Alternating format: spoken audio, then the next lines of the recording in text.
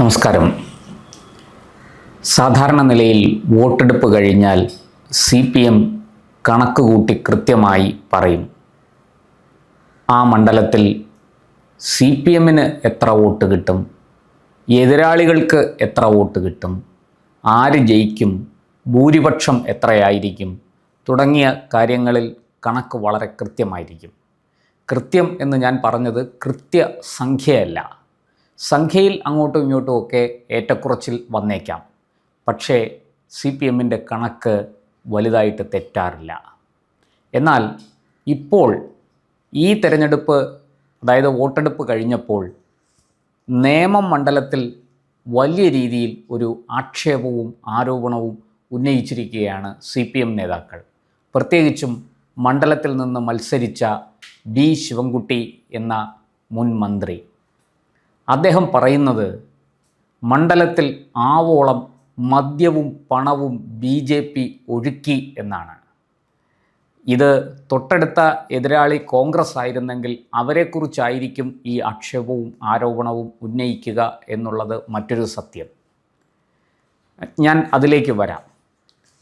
ഈ BJP മദ്യവും പണവും ഒഴുക്കി വലിയ രീതിയിൽ തെരഞ്ഞെടുപ്പ് അട്ടിമറിക്കാൻ ശ്രമിച്ചു എന്നാണ് സഖാവ് ശിവൻകുട്ടിയുടെ വെളിപ്പെടുത്തൽ. അദ്ദേഹം പത്രമാധ്യമങ്ങളോട്, ദൃശ്യമാധ്യമങ്ങളോട് സംസാരിക്കുമ്പോൾ പറഞ്ഞത് ഒരു 5000 വോട്ടിൻ്റെ എങ്കിലും ഭൂരിപക്ഷത്തിൽ ഞാൻ ജയിക്കും എന്നാണ് അദ്ദേഹം പറഞ്ഞത്. ഇടതുപക്ഷ ജനാധിപത്യ മുന്നണിയെ തീർച്ചയായിട്ടും നേമത്തെ വോട്ടർമാർ കൈവിട്ടിട്ടില്ല.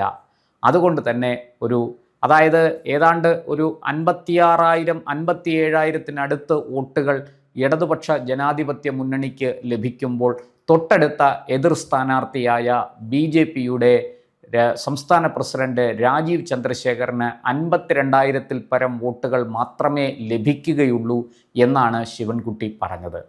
ഒപ്പം അദ്ദേഹം UDF സ്ഥാനാർത്ഥി ശബരിനാഥൻ്റെ വോട്ട് കണക്കുകൂടി പ്രവചിച്ചു കളഞ്ഞു. ശബരിനാഥ് ഏതാണ്ട് 29,000-ൽ പരം വോട്ടുകൾ പിടിക്കും, അതായത് 30,000-ന് പുറത്തേക്ക് പോകില്ല. കഴിഞ്ഞ തവണ K മുരളീധരൻ പിടിച്ചതിൽ നിന്ന് 6,000 വോട്ട് കുറച്ചാണ് ഇത്തവണ ശബരിനാഥൻ പിടിക്കുക എന്നും നമ്മുടെ ശിവേണ്ണൻ പറഞ്ഞു വെച്ചു കളഞ്ഞു. ഇതൊക്കെ സത്യത്തിൽ മുൻകൂർ ജാമ്യമെടുക്കലാണ് കേട്ടോ. എന്നിട്ടാണ് അദ്ദേഹം പറഞ്ഞത് മണ്ഡലത്തിൽ BJP ആവോളം മദ്യവും പണവും ഒഴുക്കി. ആ ഒഴുക്കിയ മദ്യത്തിൻ്റെയും പണത്തിൻ്റെയും ബലത്തിലാണ് അവിടെ BJP തിരഞ്ഞെടുപ്പിനെ നേരിട്ടത്. BJPയുടെ രാജീവ് ചന്ദ്രശേഖർ ഈ തിരഞ്ഞെടുപ്പിൽ മത്സരിച്ചത് മദ്യത്തിൻ്റെയും പണത്തിൻ്റെയും ബലത്തിലാണ് എന്ന ഒരു വിശദീകരണം കൂടി, അല്ലെങ്കിൽ അങ്ങനൊരു ആഖ്യാനം കൂടി അവിടെ നിർവചിക്കപ്പെട്ടു. എന്താണ് CPM ഇങ്ങനെ പറയുന്നതിന് കാരണം?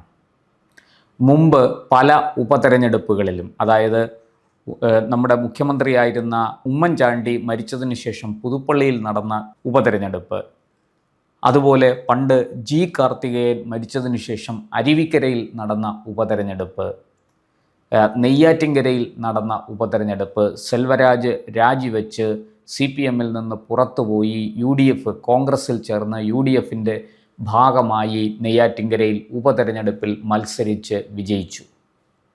അങ്ങനെ ആ വിജയം അന്ന് വോട്ടെടുപ്പ് കഴിഞ്ഞപ്പോൾ, അരുവിക്കരയിൽ വോട്ടെടുപ്പ് കഴിഞ്ഞപ്പോൾ, അതുപോലെ പുതുപ്പള്ളിയിൽ വോട്ടെടുപ്പ് കഴിഞ്ഞപ്പോഴൊക്കെ ഈ ഒരു സ്ഥിരം പല്ലവി നമ്മൾ കേൾക്കുന്നതാണ്.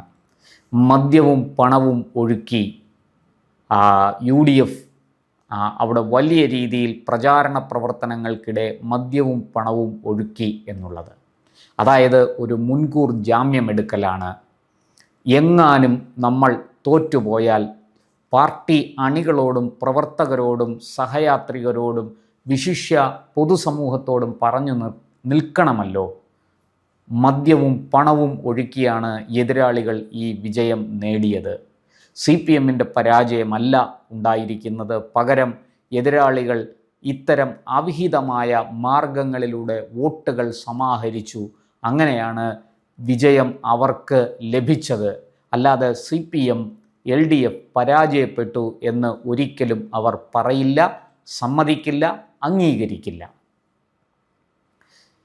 പണ്ട് ഒരിക്കൽ VS അച്യുതാനന്ദൻ ഇതുപോലെ അരുവിക്കര ഉപതെരഞ്ഞെടുപ്പ് കഴിഞ്ഞപ്പോൾ, വോട്ടെടുപ്പ് കഴിഞ്ഞപ്പോൾ ഇത്തരത്തിൽ മദ്യവും പണവും ഒഴുക്കി UDF അവിടെ വലിയ കളി കളിച്ചു എന്നൊക്കെ പറഞ്ഞ് രംഗത്ത് വന്നു.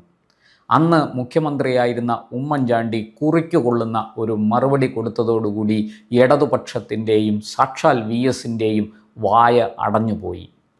അന്ന് ഉമ്മൻചാണ്ടി നൽകിയ മറുപടി ഇതായിരുന്നു: ദയവായി അരുവിക്കരയിലെ വോട്ടർമാരെ ഇങ്ങനെ അപമാനിക്കരുത്.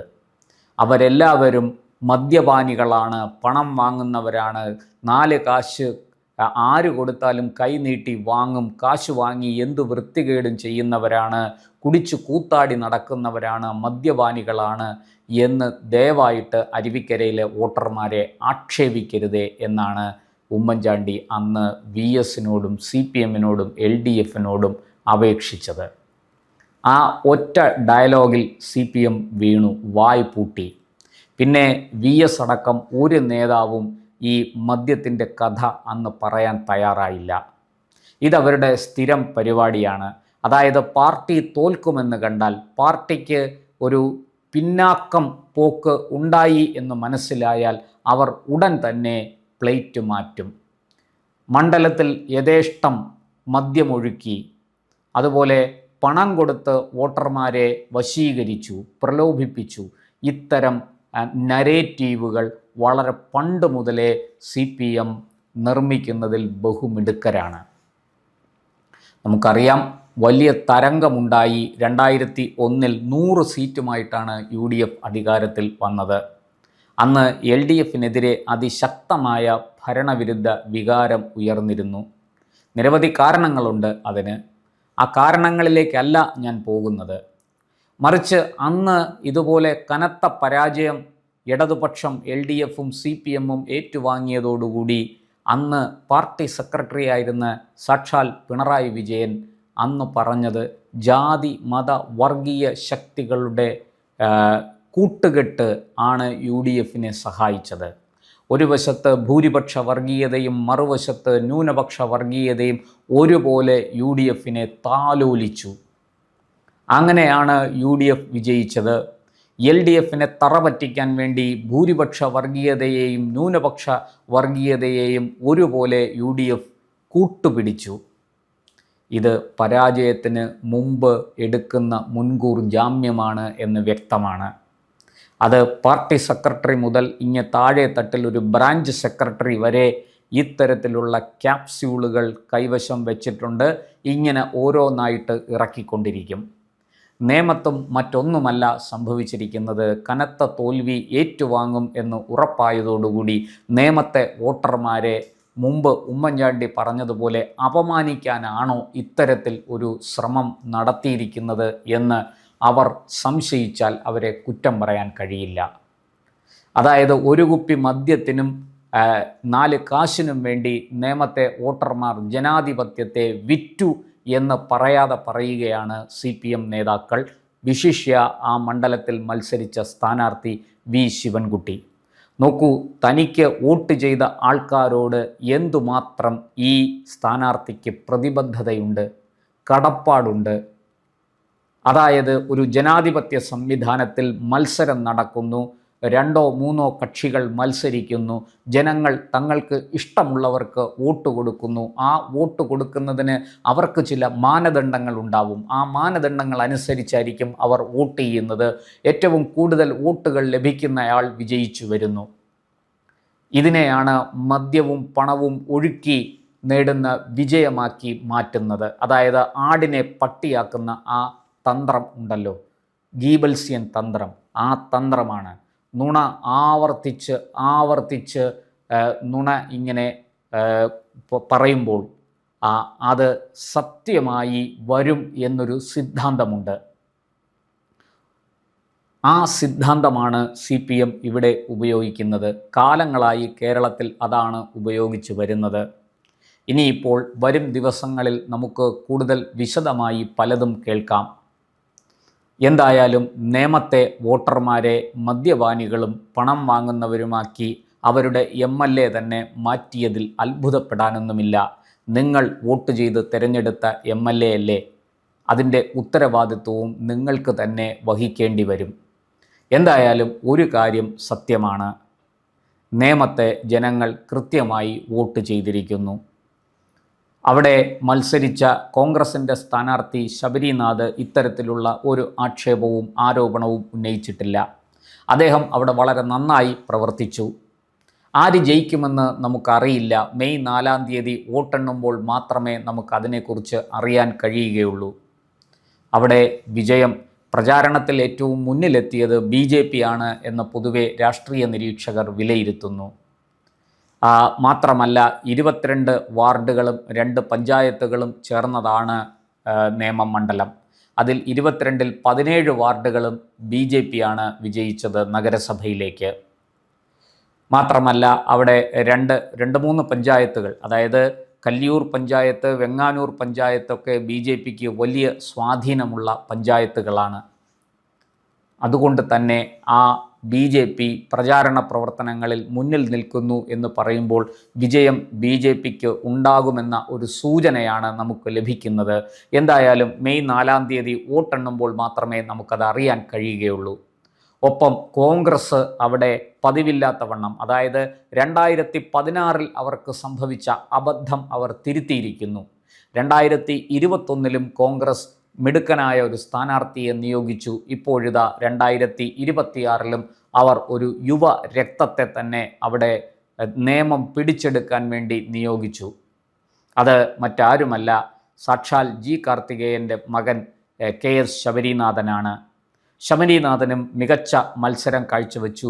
BJPയുടെ രാജീവ് ചന്ദ്രശേഖരോ ശബരിനാഥനോ ആരോപിക്കാത്ത അല്ലെങ്കിൽ ആക്ഷേപിക്കാത്ത കാര്യങ്ങളാണ് CPMൻ്റെ സിറ്റിംഗ് MLA കൂടിയായ V. ശിവൻകുട്ടി ഉന്നയിക്കുന്നത്.